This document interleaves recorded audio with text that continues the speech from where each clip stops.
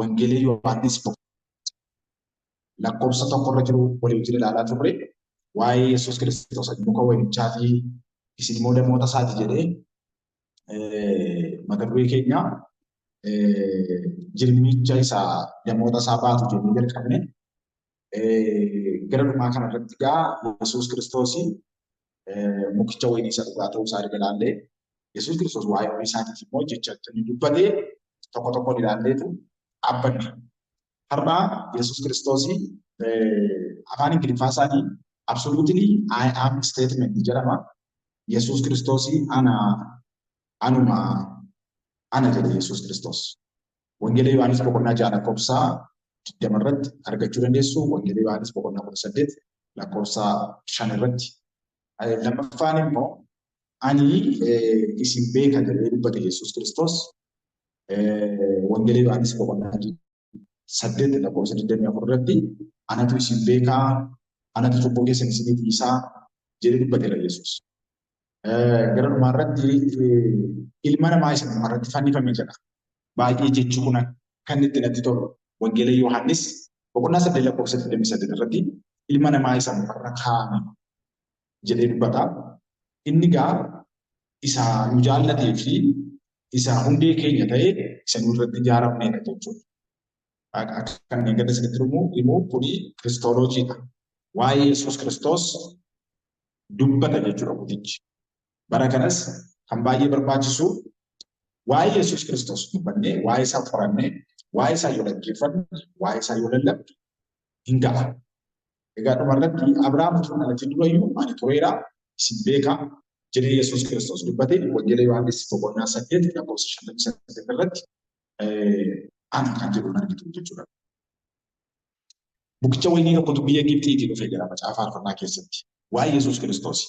Mukichi tokkotu biyya Gibxiitii dhufee jira. Wangeela macaafa faarfannaa 80 lakkoofsa 8 hanga 11tti muka wayinii tokkotu biyya Gibxiitii dhufee jira. Inni immoo gara biyya Naazreetitti akka inni geeffame Naazireet keessatti immoo akka inni guddate. Wangeela Maatiyos boqonnaa 2 lakkoofsa 19 irratti waa'ee Yesuus Kiristoos akka dubbataa jiru. Muki inni Gibxiitti ba'e suni inni Gibxiitti dhufe sun Yesuus Kiristoos kana. Yesuus Kiristoos biyya Gibxiitti Maariyaam fa'aa fudhatanii gaafa inni Saariyaatu Heroodis jiru lakkoofsa 19 irraa argachuu dandeessu. Inni hidda gadi fageeffatee dhaabatee jira. Wangeela Maatiyos boqonnaa 2 lakkoofsa 3 irratti inni dhaabbate mucichi dhaabatee jira jedhee iddoo sanatti fuudhee baatee olii gadi gurgursee inni nu barbaannu isa kana erga jedhee booda Simi'ooni mucaan kun dhaabatee jira jedhee. Dhaabatee jira. Muka isa Waaqayyo dhaabee jedhama. Macaafa faarfannaa 8:15 irratti mukichi ilma namaati. Lakkoofsa 17 irratti argachuu dandeessu. Ilma namaati.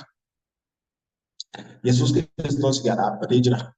Inni mataa dhagaa golee qajeelchu ta'e warri mana ijaaran garuu hin tuffatan jedha Waaqayyo keessatti. Damee mukichatti qabatee jiraatu fakkeenyi isaa tokko lama jennee ilaalla. Isaan firoota Kiristoos. Firri Kiristoos isa jiraata. Lakkoofsa 15 irratti argattu. Boqonnaa 15 lakkoofsa 15 Yohaannis. Firri Yesuus Kiristoos Yesuusitti jiraata.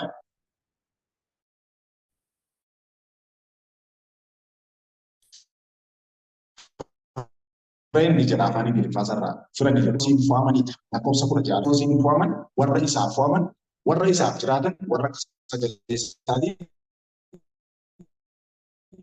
deebi'aniidha. Lakkoofsa 7 irratti akkasuma immoo faarfannaa 123 lakkoofsa 1 irrattis isaanii yeroo hundumaa waan barbaachisaa isarraa argatu jedha. Nu egaa warri namoota isaa ta'anii isatti ijaaramne kun warra yeroo hundumaa isarraati nyaata argannudha. Soorri keenya jireenyi keenya hundinuu Yesuus irra jira obboloota ko. Yeroo hundumaa barbaachisuutti Yesuus Kiristoos keessa jira. Ermiyaas boqonnaa 17 lakkoofsa 8 irrattis isa kana argitu. Ija isa jiraatu akka isaan godhatan iji isaan irra jiru akka hundi dubbata qotichi. Yesuus Kiristoos wangeela Maatiyuus keessa wangeela Yohaannis keessatti maal jedhee anatu isin fo'ee akka jiraattaniif dhattaniis akka ija godhattaniif ichi keessanoo biyya lafaa guutummaa akka guutuuf natu isin fo'atee macaafa faarfannaa 92 lakkoofsa 14 dubbifadhaa. Dudhuma keessa iyyuu ija godhatu yeroo hundumaa iji irraan dhibamu hin lalisu jira iddoo sana. Warri kan Waaqayyoo ta'an dudhuma keessa ija godhatu. Yeroo hundumaa hin lalisu. Ji'a hundumaa ija qabaatu. Jireenya hafuuraa warri qaban bar tokko coollanii, bar tokko hin to'ee, bar tokko mootii hin qorra. Yeroo nama hafuura taatan koonistaantiidha yeroo hundumaa. Waan namni iyyeef ol ka'ee, waan namni immoo iyyuu baateef, waan namni turistoota baay'een immoo dhibanii fi sagalee Waaqayyoo gadi bu'u. Jireenyi kiristaanotaas akkasuma ta'uu qaba. Asitti ergaa tokko isin dabarsa. Gaafa namoonni baay'ee isin tumsan yoo akkasuma taatan gaafa namni gadi isin buuse immoo dubbii Waaqayyoo ta'uu akkasumatti. Dubbiin Waaqayyoo yeroo hundumaa fuloosaa eeggatee deemuu qaba. Namoota Waaqayyooti yoo taatan bonas gannas arfaasaas birraas waqtii hundumaa Kiristoosiin bultu. Kiristoosii wajjin adeemtu. Qorumsi yommuu isinitti dhufus ittumaa isin jabeessa. Yommuu jibbamtanis ittumaa jabaattu malee gadi adeemtu. Hamilee qabdan. Egaa dubbii Waaqayyootti jabaachuun yommuu dubbii Waaqayyoo irraa galagaluu argina. Sagalee Waaqayyootti cichuun yommuu inni isarraa fuula deemfatu mul'ata. Iddoo kana keessatti egaa Yesuus Kiristoos isin namoota kootiin natti adda baay'inaa sitti jedha. Ameen. Isin namoota Yesuus Kiristoos natti adda baay'inaa. Bara beelaatu jiraatti adda baay'inaa. Bara hongeetu jiraatti adda baay'inaa. Isin namoota kootii jedhudha Yesuus Kiristoos. Wangeela Maatiyuus boqonnaa 3 lakkoofsa 8 irratti ammas yaada garaa garaa keessan kan dhugaa haa ta'u anattis jiraachuufis deebi'uufis garaa keessa yaada garaa keessan kan geeddaratan yoo taatanii kan dhugaa haa ta'u jedha. Filiphisiyoos boqonnaa 1 lakkoofsa 11 irratti ija garaa yaada garaa isa Yesuus Kiristoos qaba ture san qabaadhaa jedhee Phaawulos. Ija karaa Yesuus Kiristoos argame qajeelummaarraa argamuunis guutamuudhaan ulfinaan galataan deddeebi'uudhaan kan Kiristoos ta'a jedha. Waan sadiitu jiru. Ija naqachuu, qajeelummaan deddeebi'u, ulfina kan Waaqayyoof jiraachaa galata isaaf immoo dhiyeessaa jedha. Warri isatti jiraatanii isa kana hojjetu. Warri isatti jiraatan hojii isaanii isa kana. Hojii keenya beekna. Maaliif waamamtee, maaliif gara hojii kanaatti dhuftee Yesuus Kiristoos maaliif amantee yoo jedhanii gaafatan waan hin deebisu qaba, harka guutuu qaba. Isa kana sirriitti konfirmi godhachuu qabdu. Kan utuu isatti jiru ijaan godhanne jira sagalee kana irraati. Waan Afrikaa hin murama jedha. Cast from it. Hingatama throughout hingoga dry ibiddatti naqama through into fire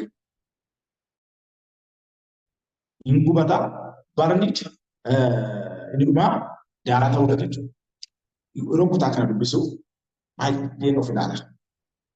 Waaqayyo akka nu ilma isaatti addaan hin baaneef jabeessee nu haala. Akka jedhu namni Waaqayyo Phaawulos Kiristoos itti eenyutu adda nu baasaa jedha. Beelaa, quufaa, argachuudhaan, dhabuudhaan, jaallatamuudhaan moo jibbamuudha jedha. Homtuu Yesuus itti adda nu baasuu jedha.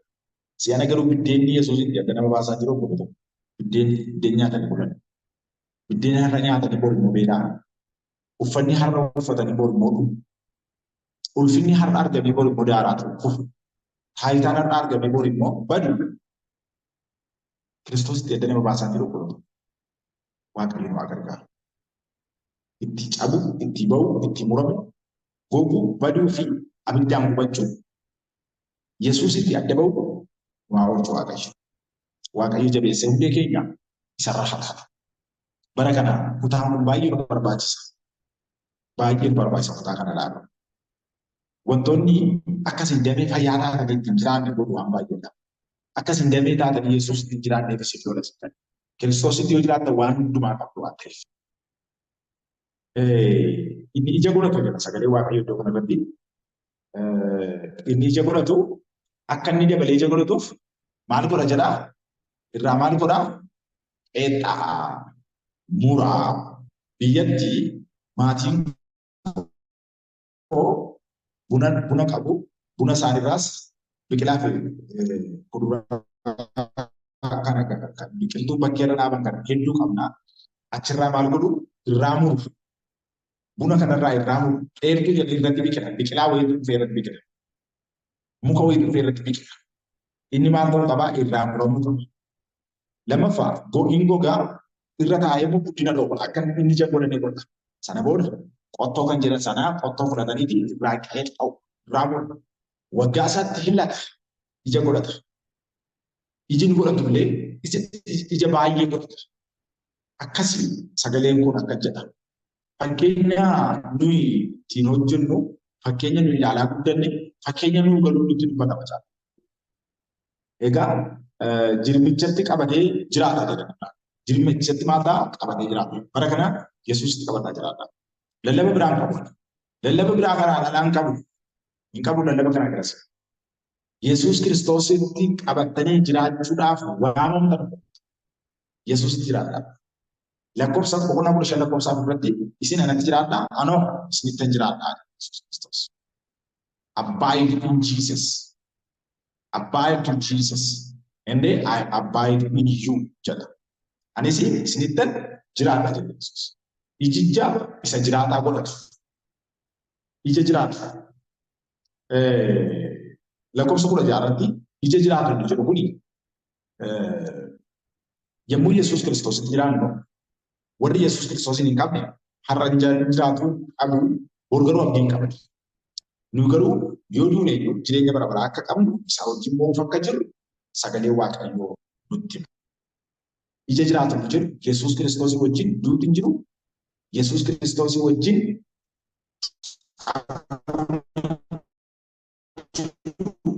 Yesuus Kiristoosii wajjin kiristaanonni lafa kanarraa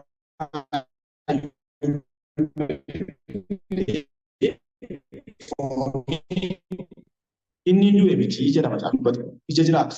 Isa dhugaa ba'u isa Yesuusiin dubbatu. Isa Yesuusiin dhugaa ba'u jechuudha. Hiika isaanii biraan. Ija baay'ee godhatedha. Many fruits. Ija baay'ee godhata. Lakkoofsa 8 baarratti. Ho'aan sodaatu. Ho'aan jedhu kuni wintarii yookaan immoo waqtii jedhu waa miti. Boqonnaa 17 lakkoofsa 8 irratti ho'aan sodaatu jedhu kuni waan nama sodaachisu baay'eetu jira. Hongee fakkaatee, beela fakkaatee, siyaasa fakkaatee, akkatti oolan bulan fakkaatee waan baay'ee nama sodaachisa godhu. Egaa ho'aan sodaatu Yesuusitti jiraatu. Yesuusitti jirta taanaan hin sodaatu. Isatti jiraachuu eegaluu mirkaneeffadhu sirriitti. Ija baay'ee godhachuun ho'a sodaachuu dhiisu wanta dhufuurraa wanta dhufuuftuun sagadin utuu isaaftuun jilbeenfatin jiraachuu jechuudha. Yeroo hundumaa hin lalisa jedha. All the time. Yeroo hundumaa maal ta'a? Hin lalisa. Waan tokkoon isinitti dubbadha. Yeroo hundumaa hin lalisan jedhu kun namni Waaqayyoo Yesuus Kiristoositti amanee jiru gammachuun kee argachuudhaan miti. Gammachuun kee jaallatamu miti. Gammachuun kiristaanotaa argatanii waan guuttatanii miti. Gammachuun kiristaanotaa Kiristoosi. Kiristoos yommuu qabaattan hin gammaddu. Inni kun immoo hin argamu. Hin lalisan jedhu kuni yeroo hundumaa abdii qaba jechuudha. Yeroo hundumaa barbaachisaadha jechuudha. Namni Waaqayyo barbaachisaadha. Mucaan Waaqayyo barbaachiftuudha. Yeroo hundumaa jiraata. Inni kan biraan dhokataan dubbii kana keessa jiru nama horaa jechuudha. Fakkeenyaaf anama wangeela dhugaan ba'aa, nan lallabaa, nan dubbadhaa, warra Yesuus Kiristoositti hin amanne gidduu waggoota hamma kanaaf yommuu taa'ee Waaqayyo hojjedhu nan gammada baay'ee. Foon keessatti hin dadhabdu waan baay'ee akka foonitti dhabuu dandeessu. Dhabuu nan danda'a. Garuu inni baay'ee gammaduu fi inni birrii doolaarotaa fi waan biyya lafaa keessa safaramuu bitamuu hin dandeenye tokko waa'ee mootummaa Waaqayyoo yommuu isaanitti nan gammada. Lalisaan jira jechuudha laalaadha. Ijoollee horaan jira jechuudha. Nama mootummaa Waaqayyootti dabalaa jira jechuudha. Kanaaf nama horaa jiraachuun immoo gammachuu guddaadhaadhaaf. Inni macaafa qulqulluun jedhu isa kana kana. Illalisa jedhu kuni ija godhataa jedhu kuni bal'achaa deemudha. Daangaa ofii bal'isaa deemu. Ispirituwaalii guddachaa deemu. Akkinii midhaan iskooppiin wannoo sagalee Waaqayyootiif qabu dabalaa deemuu danda'u qaba. Phaawulos akka jedhu yommuu ijoollee akka ijoolleetti dubbadhee akka ijoolleetti yaada kenneera. Erga nama gahaa ta'e galuudha. Akka ijoolleetti dubbachuu, akka ijoolleetti sababii kennuu ishee ta'edha. Amma maaliin ta'edha? Nan guddadhee jechuu isaati. Waaqayyo hafuura guddatu ni falaata. Laphee guddachaa deemu, yaada guddachaa deemu. Gara Kiristoositti amantii guddachaa deemu. Haleluuyaa. Yeroo yerootti ija godhatedha. Sirraati. Yeroo yerootti inni jedhu yeroo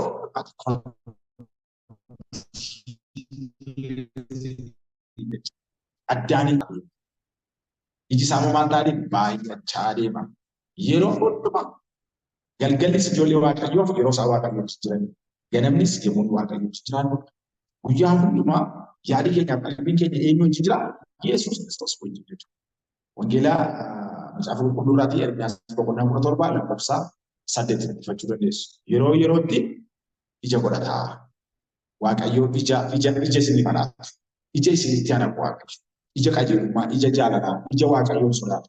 Ija gara waaqayyootti dhabdu. Ija bara baraan jiraatu waaqayyo isin haa eebbisu. Caamsaan isa yaaddessuudha. Macaafa faarfannaa 46 lakkoofsa 5 irratti caamsaan maal isa godhu? Yaaddessu. Yaaddoon kan manni waaqayyo keessa. Yaaddoon jiru waaqayyo. Gaafa akka jedhu akka lallaba biraana duraatti akkana iddoo biraatti dhumaane. Nama waaqayyo yeroo taatu yaaddoftu hinduutu jechuun si'a tokko wangeela warra dhugaa ba'anii hinduu gurgurtu. Gara Kiristoos gaafa dhuftu hin beeloftu.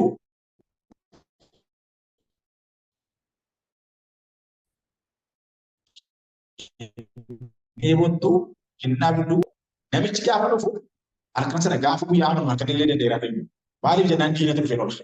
Ani namni akka sirriitti magaalaa Harar keessatti aanaarraa kan dhufanii jiru magaalaa sana keessaas gara qofaan dhufanii gara waldaa dhufanii nuu kadhadhu. Erga kaleessa amannee nagaa dhabnee kan jedhan hedduudha. Kadhadhee bina hafuura seexanaa irraa ifadhee aangoonnii irraa caabii irraa ifadhee geggeessi. Chaalenjii yommuu Yesuus Kiristoos keessa jiraattu irra baay'ata. Zamana gowwoomuu gaarii walitti immoo magaalee sagantaas. Utuu nuyi qoramu ta'e Yesuus maa qorame. Karaa Yesuus irraa deebi'ataan immoo qoramuun har'as jira. Manni kee xinnaatu hin dhabdu, hin beeloftu, uffata dhabdu inni jedhu rakkoodha jira. Dhibuu danda'a. Maaliif jennaan mootummaan waaqayyo mootummaa nyaata dhugaatii miidhagsa waaqayyo. Yesuus Kiristoos kanaan ittiin nyaata nyaannu ittiin akka uffannuuf nu geessu. Gaafa akka jedhu manni biraan immoo yommuu gooftaatti amanu waan nyaannu dhabnaa waan uffannu jechuudha.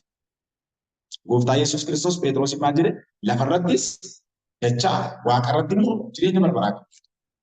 Inni guddaan garuu amantii gaarii qabaachuudhaan laphee ofiin Yesuus Kiristoositti amanuu jedhuraati.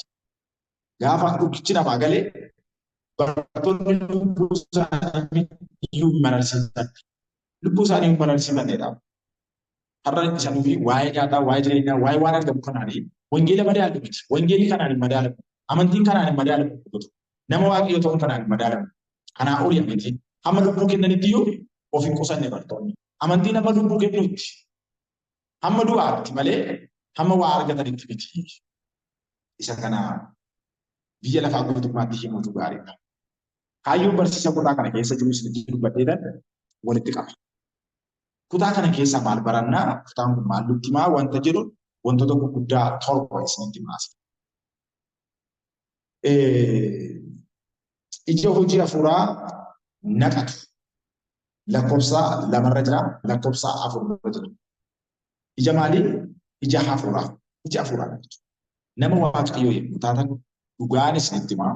Sagalee waaqayyoo irraas jireenya koo keessattis kanan argee namoota waaqayyoo yommuu taatan inni jalqabaa karaa isinitti milkooftan eebba hafuuraatiin. Efesoon boqonnaa 1:3 irratti waaqayyo eebba hafuuraatiin nu eebbisiisa. Namni waaqayyo Phaawulos Yoosef caafu yaa ilma koo akkuma karaa hafuuraas tolee, karaa lubbuus tolee, karaa fooniis tolee. Piraayoriitiin isa kan beektu inni jalqabaa hafuuraan namatti toluu jechuudha. Gaafa spiritual blessing kan argattan hafuuraan yommuu eebbifamtan eebbi hundumtuu achi kee jira. Eebbin isa kaan keessatti garuu eebba hafuuraa argachuu ni dandeessu. Eebba hafuuraa kee garuu inni kana keessa waan hundumaatu jira. Yommuu hafuuraan eebbifamtan yommuu eebba hafuuraatiin eebbifamtan waan hundumaa argattu achi keessatti. Jaalalli, nagaan, obsi, qabeenyi, taayitaan, ulfinni wanti hundinuu achuma keessa jira. Mootummaan Waaqayyoo achuma keessa jira. Nagaan waan qabne achuma keessa jira. Waaqayyo eebba hafuuraan isaa eebbisu. Iddoo kanatti maal jira? Ija hafuuraa naqachuu jedha. Ija hafuuraa naqanna. Yommuu maal taanu? Yommuu Yesuus Kiristoos jiraannu isa kana nutti hima guddichi. Ija hafuuraa naqachuu. Lammaffaa yaada garaa qullaa qabaachuu. Lakkoofsa 3 yaada garaa qullaa qabaachuu. Dubbii mana isinitti dubbadhe kanaan qulleeffamtaniitu jedhee Yesuus Kiristoos dubbate. Yaada garaa qullaa amantiidhaan fudhachuu. Dubbii Waaqayyoo micciiru godha namni Waaqayyo. Dubbii Waaqayyoo micciiru hojii dukkana keessa hojjetamu immoo hin hojjennu. Hojii dukkana keessa hojjetamu hojjechuu dhiifnee dha. Dubbii Waaqayyoo maaliif godhu? Micciiru. Har'a amma waldaa keessattis haa ta'u bakka kamiin illee haa ta'u namoonni iddoo garaa garaatti hunda miti. Micciiran yaada isaaniitti fidan kutaa macaafa qulqulluu haqanii gara barbaadanitti fidu. Gara isaanii ta'utti sirreessu. Akkasitti garuu ta'u sagalee Waaqayyoo kan inni jedhu yaada garaa qullaadhaan fudhataa jira. Dubbii Waaqayyoo keessaa qoraa fi ija wanti jedhu karaa nuti saccaanu sanaa miti. Karaa nuti ittiin beeknu sana qofaan miti. Karaa Waaqayyoo ittiin dubbatu. Kanaaf tarii waan ani asirratti dubbadhu namoota asirra jiran qofa ilaalachuu dhiisuu danda'a. Namoota baay'ee waan nuyi lafarratti argaa jirrudha waan ta'eef. Egaa har'a dubbii Waaqayyoo kan micciiran, dubbii Waaqayyoo olii gadi kan jajallisan, namoota Waaqayyoo kaan waldaa kiristaanaa kan ari'atan, lammaffaa waldaa keessa jiraatan iyyuu amanaadha jedhanii rarooruudhaan uffatanii yeeyyii guutatoo ta'anii kan jiraatan, arraba isaanii kan eegganne, jireenya isaanii kan eegganne, namaa eeggannaa kan hin goone, har'a Waaqayyoo isaaniitti kenne eeggannoo kan hin goone, nama kana cuutan, nama kana baaran, cubbuu baay'ee hojjechaa kan oolan baay'eedha. Egaa isa ishee manirra darbaa iddoo kanatti garuu maal jira yaada garaa qullaa qabaatu. Dubbiin Waaqayyoo dubbii mimmiidhagaa miti. Adii fi adii qofa sagalee Waaqayyoo. Dubbiin Waaqayyoo waan inni jedhe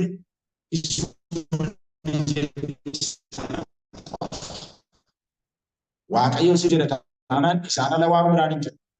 Isuma sagalee Waaqayyoo nutti dhiifne falaasama keenya, yaada keenya, wanta sasseerchi goonee arganne, waan kitaaba dubbisne, waan garaa garaa walitti nafuudhaan har'a rakkoo baay'ee argaa jirra. Kanaaf iddoo kanatti yaada garaa qullaa qabaachuun barbaachisaadha. Waan ani dubbachuu barbaadu kun bal'aadha. Ani garuu isinii gala waan ta'eef mee dhaggeeffadhaa. Tole garaa qullaa qabaadhaa jira sagalee Waaqayyoo. Garaa qulqulluu, garaa Kiristoos tokko isa. Garaa jaalalaa, garaa gadi deebisuu. Garaa ofittummaarraa adda ta'e, garaa of kennu, garaa obboloota jaallatu, garaa Kiristoos, garaa qullaa gooftaan isinii falaatu. Jaalala Kiristoosii nuuf qabu nu barsiisuudhaaf lakkoofsa 9 irratti Kiristoos garaa jaalalaa qaba. Garaa sana nu barsiisuudhaaf.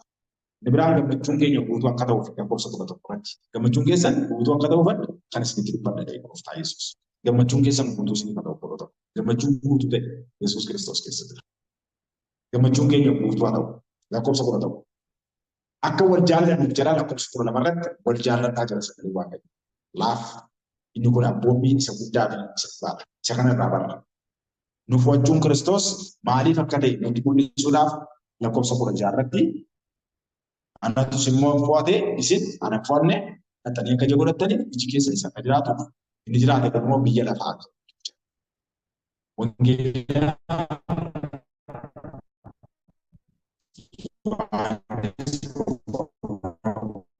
lakkoofsa 1 irraa kaasee lamaan kan gidduutti waliin ilaaledha. Har'as isa kutaa lammaffaa kana walitti qabee jira. Umurii dubbii keenyaa Wangeelaa Yohaannis 15 lakkoofsa 16 irratti xumurre jechuudha. Maal jedha kutichi? Anatu isin fo'ate isin ana fo'anne. Ulaagaadhaan beekumsaan jabina keenyaanis miti kan fo'anne. Gooftaatu araara isaatiin gara keenya dhufee nu fo'ate. Egaa barsiisaan tokko akka jedhani barsiisan Yesuus Kiristoos gara namaa dhufee, ilmi Waaqayyoo gara namaa dhufee, Waaqayyootu gara keenya dhufee yommuu jennu isatu nu fo'ate yommuu jennu jedhan lafa bu'e gad jedhee fuudhuutti gadi jedhee maaliif gadi nu jedhaa waan isa harkaa bulchan fuudhuudhaaf nuyi cubbuudhaan Waaqayyo abbaa harkaa buune karaa addaamiif waan cubbuun biyya lafaatti dhufe seexanni nama hundumaa dogoggorse Kanaaf fuudhaaf gadi nuu jedhan. Nuyi waggaa 40 yoo taane mucaan keenya immoo yookaan nuyi waggaa 20 yoo taane jedhan. Mucaan keenya immoo mucaa waggaa 4 waggaa 5 yoo ta'e akka mucaa keenyaaf taasifatan. Baabaa abaluu baabbiikoo abaluu koo jenna jedhani. Maaliif jennaani qooqa keenya jijjiirree mucaa akka mucaa godhame jedhu. Mucaa wajjin maal ta'uuf dubbachuuf mucaa dhageessisfachuuf Waaqayyo akkasii jedhani. Jechi kuni baay'ee natti tole. Waaqayyo foon uffatee inni Waaqayyo gara biyya lafaa dhufee yommuu jennu nu fakkaatee dhufe jechuudha. Gad of deebisee dhufe jechuudha gara keenya. Anatu isin fo'ate jedhu kuni jecha salphaa miti. Nu fo'achuu Yesuus Kiristoos rakkina keessa darbe ari'annaa keessa ilmi Waaqayyo foon uffatee nu barbaachaaf dhufu nu fo'achuudhaaf dhufu salphaa miti. Anatu isin fo'ate jedhu kuni salphaa miti. Kanaaf karaa Yesuus Kiristoos fo'ate lubbuu isaa nuu kennee nu fo'ate waan ta'eef tokko tokko bichaaf jiraadha. Ilmi Waaqayyo Yesuus Kiristoos bara keessa jireenya keessan haa eebbisu. Jirma isaa damee isa jirmichatti qabatee jiraatu ta'a. Yeroo hundumaa ija godhattu, yeroo hundumaa iji keessan hin jiraata. Yeroo hundumaa wanta dhufu hongee caamsaa balaa dhufu sodaattan gaafas. Isin abdii qabdu. Sagalee kanaan hin kadhanna. Na wajjin kadhannaa yeroo gabaabaa. Haleluuyaa. Bakka jirtanitti ija keessa warra